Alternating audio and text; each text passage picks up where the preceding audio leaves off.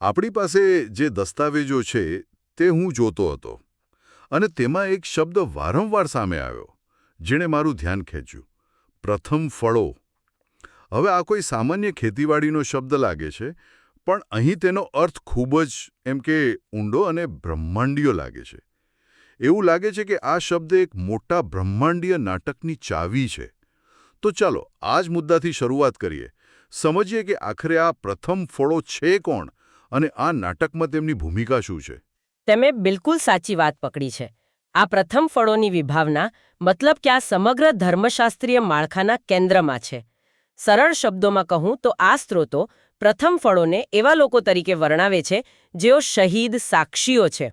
તેઓ એવા વિશ્વાસીઓ છે જેઓ મૃત્યુ સુધી પણ ઈશ્વરની આજ્ઞાઓનું પાલન કરે છે. તેમનું જીવન અને ખાસ કરીને તેમનું મૃત્યુ એક શક્તિશાળી સાક્ષી બની જાય છે. સાક્ષી? હા. કઈ વાતના સાક્ષી? બે ખૂબ જ મહત્વપૂર્ણ બાબતોના. પ્રથમ, તેઓ સાબિત કરે છે કે ઈશ્વરની આજ્ઞાઓ સાચી અને ન્યાયી છે. અને બીજું, અને આ વધુ મહત્વનું છે, તેઓ સાબિત કરે છે કે માનવીઓ માટે તે આજ્ઞાઓનું પાલન કરવું શક્ય છે. હા, શક્ય છે. અને આ બીજો મુદ્દો સીધો જ શૈતાનના મુખ્ય દાવા પર પ્રહાર કરે છે. રસપ્રદ. તો આ એક પ્રકારનો બ્રહ્માંડીય મુકદ્દમો છે અને પ્રથમ ફળો એ મુખ્ય સાક્ષીઓ છે જે શૈતાનના કેસને એમ કહી શકાય કે તોડી પાડે છે. પણ આટલી હદે આજ્ઞાપાલનનું પરિણામ શું છે? શું તે માત્ર એક મુદ્દો સાબિત કરવા માટે છે? ના ના, પરિણામ ખૂબ જ ગહન અને વ્યક્તિગત છે.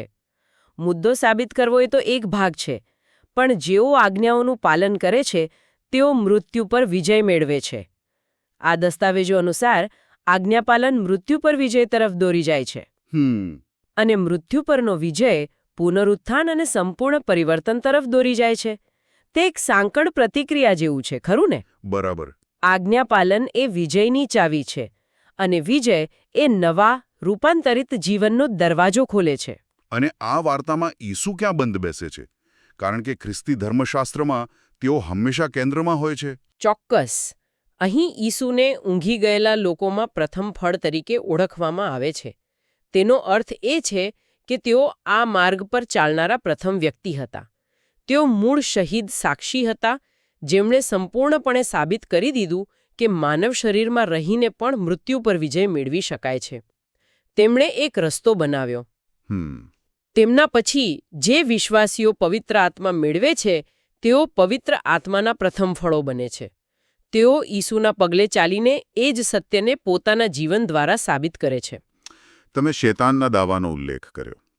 ચાલો, તે વિરોધી પાત્રને થોડું વધુ સમજીએ. આ પ્રથમ ફળો અને શૈતાન વચ્ચેનો સીધો સંઘર્ષ શું છે? આ સંઘર્ષ એમ સમજો કે આખી વાર્તાના મૂળમાં છે. શૈતાનનો મૂળ દાવો એ છે કે ઈશ્વર અન્યાયી છે અને તેમની આજ્ઞાઓનું પાલન કરવું માનવીઓ માટે અશક્ય છે. તે કહે છે કે માનવીઓ નબળા, પાપી અને નિષ્ફળ જવા માટે જ સર્જાયેલા છે.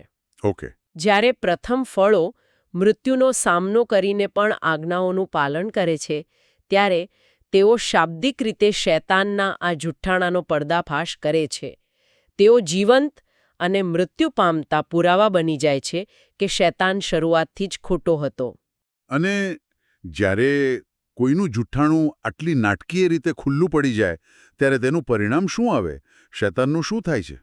આ સામગ્રીમાં તેના પતનના 3 સ્પષ્ટ તબક્કા વર્ણવવામાં આવ્યા છે. પ્રથમ, જ્યારે તેણે સ્વર્ગમાં બળવો કર્યો ત્યારે તેને દેવદૂતોના સ્વર્ગમાંથી હાંકી કાઢવામાં આવ્યો. બીજું, ઈસુના મૃત્યુ અને પુનરુત્થાન પછી તેને હેડ્સમાં કેદ કરવામાં આવ્યો, જેને ખાડાના તળિયે તરીકે પણ વર્ણવવામાં આવ્યું છે. અને ત્રીજું, અંતિમ તબક્કામાં તેને અતાગ કૂવામાં કેદ કરવામાં આવશે, જે તેની સંપૂર્ણ અને અંતિમ હાર હશે. તમે અતાગ કૂવો કહો? શું તે કોઈ ખાસ શબ્દ છે? હા, અને રસપ્રદ વાત એ છે કે આ દસ્તાવેજોમાં મૂળ કોરિયન શબ્દ મુજો ગેંગ એટલે કે મુજો ગેંગનો ઉપયોગ થયો છે, જેનો શાબ્દિક અર્થ થાય છે તળિયા વગરનો ખાડો. આ શબ્દ તેની હારની સંપૂર્ણતા અને અનંતતા પર ભાર મૂકે છે. તે માત્ર એક જેલ નથી, પણ એક અનંત શૂન્યતા છે. વાહ! પણ મને બીજા તબક્કા વિશે વધુ જાણવું છે. હેડ્સમાં શૈતાનની સ્થિતિનું વર્ણન ખૂબ જ વિચિત્ર અને કહી શકાય કે ભયાનક છે. હા, તે ખરેખર વિશિષ્ટ અને પ્રતિકાત્મક છે. સ્ત્રોતો યશાયાના પુસ્તક અધ્યાય 14નો ઉલ્લેખ કરે છે અને કહે છે કે હેડ્સમાં શૈતાન કીડાઓ એટલે કે રીમા અને કૃમિ એટલે કે તોરાથી ઢંકાયેલો છે. પણ પછી તે એક આઘાતજનક અર્થઘટન આપે છે. શું? આ કીડા અને કૃમિ બીજું કોઈ નહીં પણ માનવતાનું પ્રતીક છે. વધુમાં એવું કહેવાય છે કે શૈતાન ધૂળ ખાય છે, જે ઉત્પત્તિના પુસ્તક મુજબ આદમના શાપિત શરીરનું પ્રતીક છે. એક મિનિટ, આ તો ખરેખર ઉલટું છે. તો આ સ્ત્રોતો એમ કહી રહ્યા છે કે બ્રહ્માંડનો સૌથી મોટો સંઘર્ષ કોઈ શક્તિશાળી દેવદૂત દ્વારા નહીં, પરંતુ એ જ માનવતા દ્વારા જીતવામાં આવશે, જેને અહીં કીડા મકોડા સાથે સરખાવવામાં આવી છે. સ્ત્રોતમાં તો આનાથી પણ વધુ કઠોર શબ્દ વપરાયો છે, ખરું ને? બરાબર. સ્ત્રોતમાં માનવતા માટે ટોંગુદગી એટલે કે તોંગુદોગી જેવો અત્યંત કઠોર કોરિયન શબ્દ વપરાયો છે, જેનો અર્થ થાય છે છાણના કીડા. છાણના કીડા. આ તો ખૂબ જ ઉશ્કેરણીજનક છબી છે. આટલી કઠોર ભાષા વાપરવા પાછળ તેમનો હેતુ શું હોઈ શકે? આ જ તો આ ધર્મશાસ્ત્રનો વિરોધાભાસ છે અને કદાચ તેની સુંદરતા પણ. હેતુ એ બતાવવાનો છે કે માનવતા પોતાની રીતે કેટલી તુચ્છ અને નબળી છે, પરંતુ ઈશ્વર તેમને પ્રેમ કરે છે અને આ પ્રેમ જ તેમને અત્યંત મૂલ્યવાન બનાવે છે.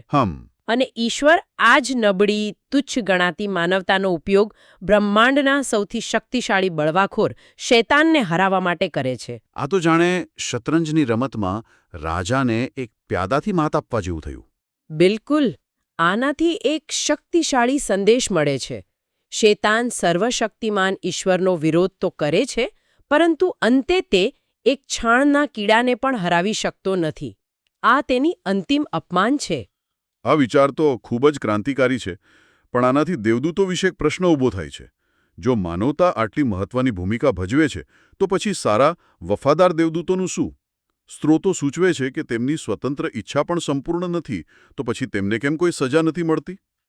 આ એક સારો પ્રશ્ન છે, અને સ્ત્રોત આના પર એક વિચાર રજૂ કરે છે. દલીલ એવી છે કે સદ્ગુણી દેવદૂતોએ શૈતાનની લાલચ પર એકવાર વિજય મેળવી લીધો છે. સ્વર્ગમાં થયેલા યુદ્ધમાં તેઓએ ઈશ્વર પ્રત્યેની તેમની વફાદારી સાબિત કરી દીધી છે. વધુમાં તેઓ આદમ કરતાં વધુ શ્રેષ્ઠ બનાવવામાં આવ્યા હતા, જે લાલચમાં નિષ્ફળ ગયો. તેથી તેમના માટેનો માર્ગ અલગ છે. અલગ માર્ગ? કેવો અલગ માર્ગ?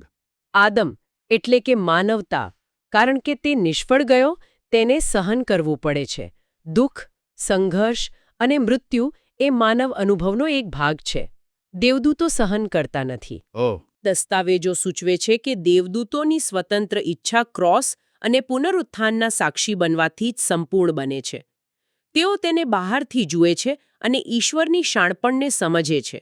પરંતુ, અને આ ખૂબ મહત્વનું છે, કારણ કે તેઓ સહન કરતા નથી, તેઓ 1000 વર્ષના રાજ્યનો વારસો મેળવી શકતા નથી.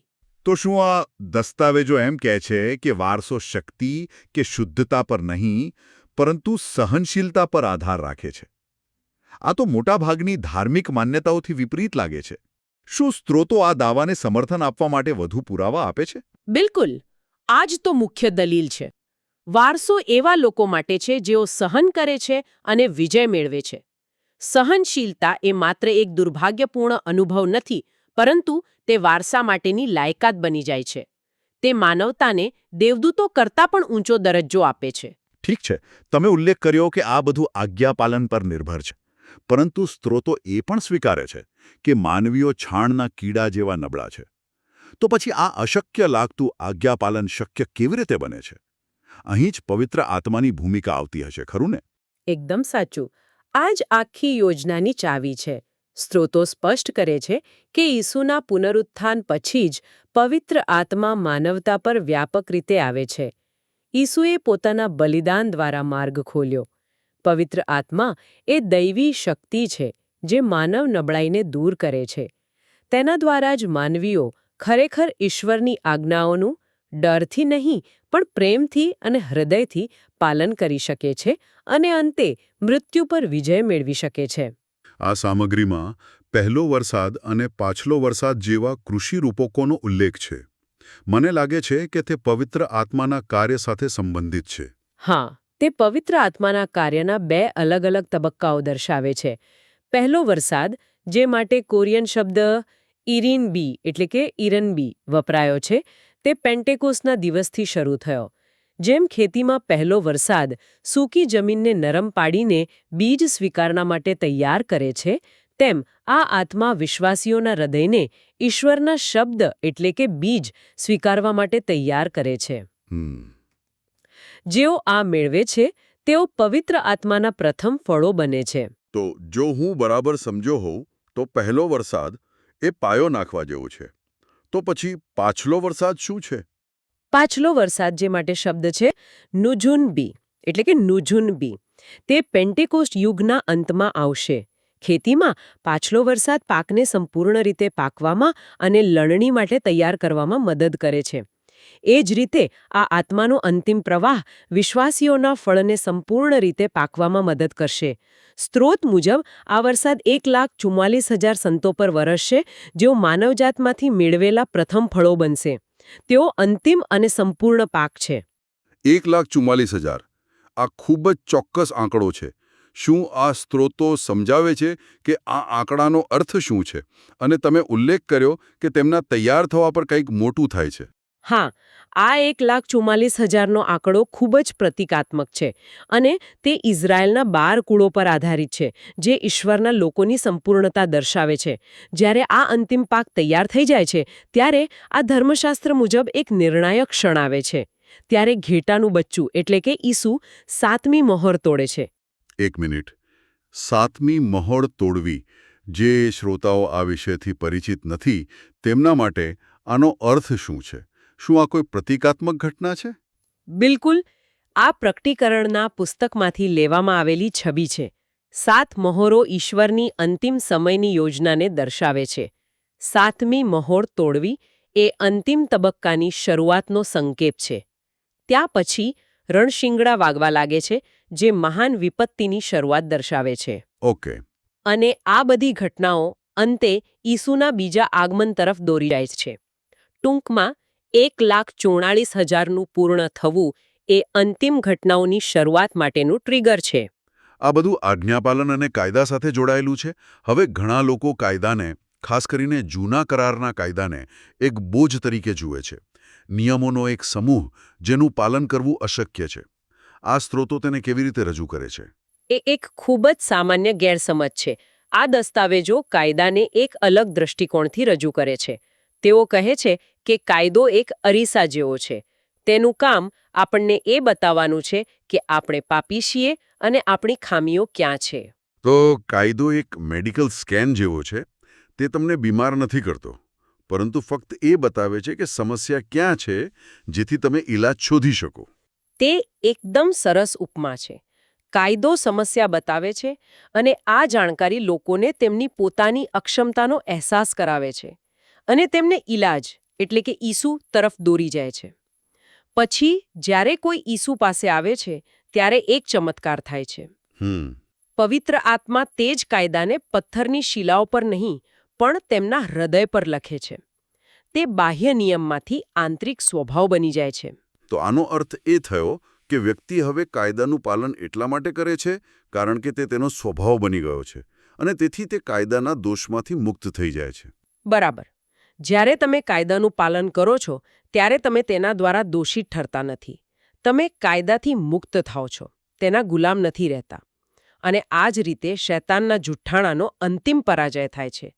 તેણે કાયદાનો ઉપયોગ એ સાબિત કરવા માટે કર્યો હતો કે જીવો આજ્ઞાઓનું પાલન શક્ય નથી, પરંતુ પવિત્ર આત્મા વિશ્વાસીઓને સક્ષમ બનાવીને તે જુઠ્ઠાણાને હંમેશ માટે તોડી નાખે છે. તો ચાલો આ બધી કડીઓને જોડીએ.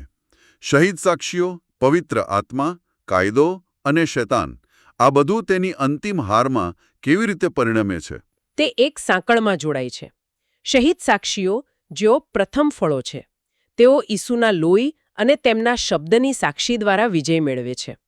તેમનું મૃત્યુ સુધીનું આજ્ઞાપાલન શૈતાનને બ્રહ્માંડની સામે ખોટો સાબિત કરે છે અને પરિણામે તેને પૃથ્વી પર ફેંકી દેવામાં આવે છે. બરાબર. તે ગુસ્સે થઈને તેના અંતિમ પ્રયાસમાં વિશ્વાસીઓ પર હુમલો કરવા માટે દરિયા અને જમીનમાંથી પશુઓને જે રાજકીય અને ધાર્મિક સત્તાઓનું પ્રતીક છે ઊભા કરે છે. પરંતુ આ પ્રથમ ફળો મૃત્યુથી ડરતા નથી. તેઓ પોતાના જીવ કરતાં ઈશ્વરને વધુ પ્રેમ કરે છે.